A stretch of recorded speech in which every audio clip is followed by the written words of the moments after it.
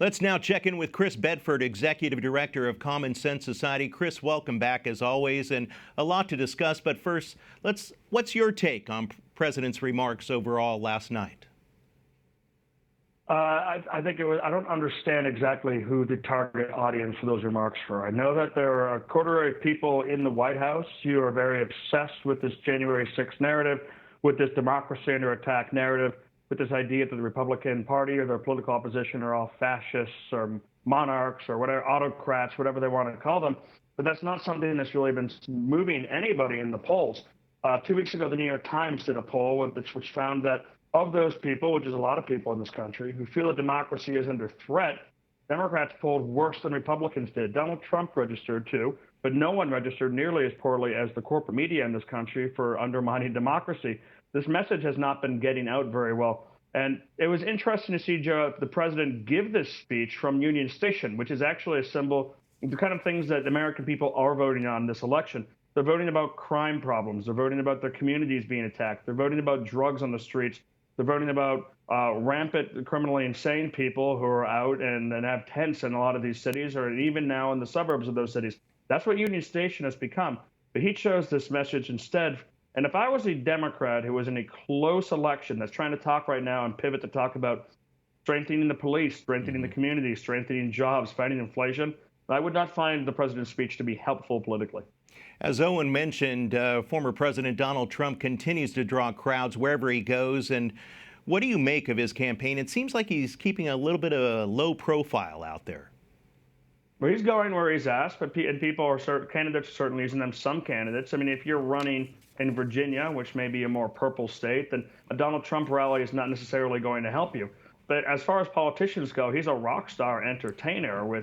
His rallies come with comedy, they come with music, they have a tailgate. If you're running an election in Iowa like Chuck Grassley is, it's a little close. Well, then it'd be wonderful for Donald Trump to get those voters revved up, show that you're alongside them. And that's been one of his major strengths on the campaign trails, who he's willing to go out and hold those rallies for when they want them. What exactly are you going to be watching for on election night next week? I'm going to be watching New York. I'm going to be watching Maine. I'm going to be watching Virginia, because those are some of the places that are going to be happening very early in the evening. It's going to be maybe a couple of days before we find out if there's a Republican governor in Oregon for the first time in almost 40 years. But those states are going to be good indicators of Pennsylvania early. Whether or not this is going to be a normal Republican win, which is historically what we look for after a Democrat's been in the White House, and vice versa. The party that's in the White House always gets beat up a little bit 2 years afterwards. But these states, if they start to go completely red and Democrats start to fall everywhere, then you start to wonder, is this going to be a Republican wave or an absolute Republican massacre, which is possible. But if you see Pennsylvania go blue, and you see a couple places in Maine or New York that start to go blue and they win tough challenges, then you can be sure that this race is going to be maybe more traditional and more as the Democrats are hoping.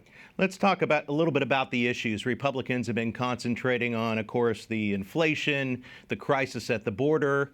What do you think are most important to voters out there?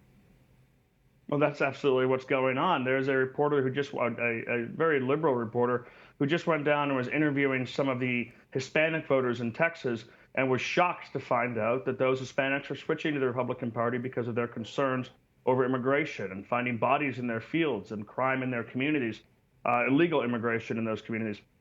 The Republicans have largely been on message, and a good way to indicate that or to show that is there was a report recently in the Washington Examiner by Sarah Westwood that looked at Democrats' first campaign ads and looked at their final campaign ads.